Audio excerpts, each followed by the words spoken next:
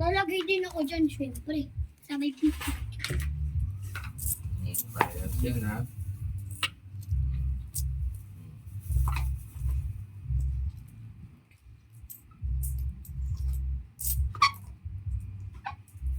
Oh, walang daya yan ha. Kaya yan.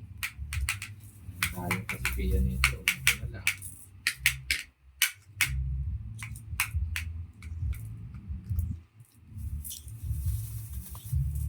Okay. Ay. Service. Ang sakto. Tanggalin ko na yun. Hey, bilangan. Si Pia, alagay niya agad yan sa bangko. 2, 4, Pangalan ng bangko niya, ano eh? Tindahan Bank. 12, Yun lang. 14, 16, 17, 18, 19, 22, 24, 26, 28. Galing ah. Kinulang ng 4 para tag 30.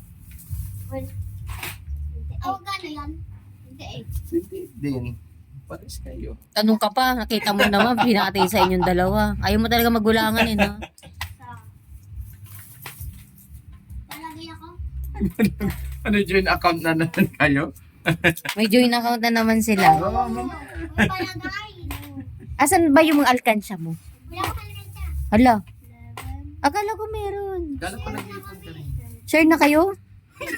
Magkano na nabigay mo? Ilista mo para walang daya.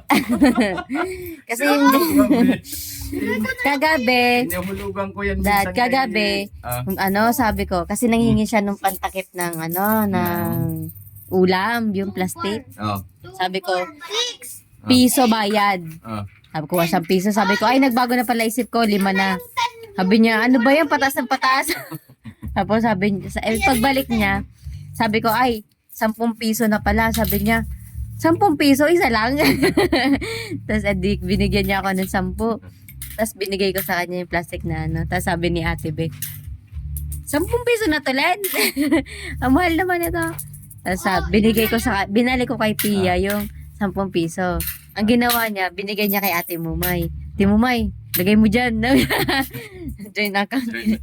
Binigay ko na sa kanya yung May 10 tubo pesos. pa yan. May tubo. Binigyan mo siyang 10? Bakit? Kasi ako na yung 10 na nilagay. Okay. Binayaran mo na yung 10. Mautak ditong isa. Bibilang ko nga rin ng piggy bank si Pia. Mamaya. Baka lumaki. Doon mo ilagay ha. Ano? Baka lumaki yung bigay ko sa kanya. Madaya. Dapat yan, habang naguhulog siya, nililista mo.